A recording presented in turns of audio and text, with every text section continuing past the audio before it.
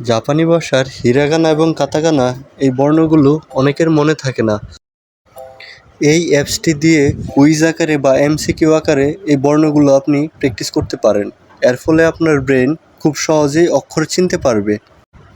Play store থেকে প্রথমে অ্যাপসটি ডাউনলোড করে নিন। অ্যাপসটির নাম হচ্ছে হিরাগানা মেমোরি হিন্ট।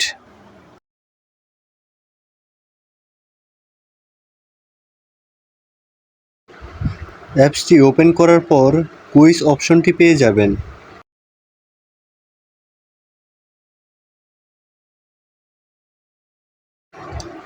৪৬টা অক্ষরের মধ্যে আপনি কতটুকু প্র্যাকটিস করতে চান তা সিলেক্ট করুন। আপনার উত্তর ভুল হলে এভাবে ক্রস চিহ্ন দেখাবে।